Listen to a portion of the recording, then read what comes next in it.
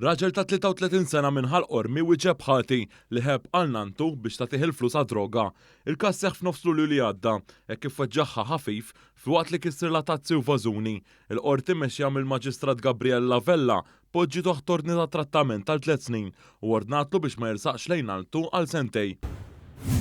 Margat ta' 40 sena għeddet lill-ġenituri tiegħu meta kien taħt l-effett ta' droga. Il-vittmi li kienu l-ġenituri tiegħu stess ma rridux li jibqa' jgħix taħt is-saqaf tagħhom għax beżżu mill-vjolenza.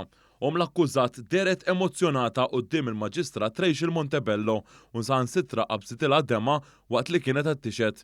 Istqarret li hu ġab ruħu b'dan l-atteġġjament mhux għax rid jagħmilhom il-ħsara, iżda minħabba il-vizzju ta' droga. Gatt tressaq fuq l-akkużi ta' teddid u li kkaġuna l-biża'. L-allegat aggressur għeddet ukoll li joqtol il-missieru quddiem il-pulizija f'waqt li jagħmel ħsara ġewwa d-dar. Dan ma netax il-libertà proviżorja. Pollak ta' 17-il sena ingħata sentenza sospiża ta' 3 xhur ħabs sospiżi għal sena wara li daħal Malta pont tal-ħadid. L-akkużat wasal Malta fuq titjira minn Spanja nhar it-tnejn li għadda u ġie arrestat wara sejba mill-uffiċjali ta' dwana. Iż-żagħżugħ Pollak wieġeb ħati għall-akkużi miġġuba kontrih.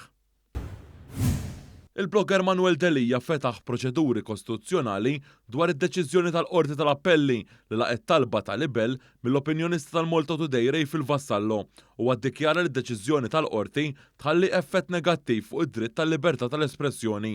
Ix-xahar li għadda l-Qorti tal-Appell għatata li Vassallo għandu jitħallas 1000 euro f'danni fuq artiklu ippubblikat fuq il-blog ta' Delija li fih allega li Vassallo kien parti mill-konfoffa mafjuża li qatlet lil Defni Caruana Galizja. Din id-deċiżjoni reġgħet lura oħra preċedenti li kienet favur Delija li kienet ingħatat mill-Qorti tal-Maġistrati fl-2021.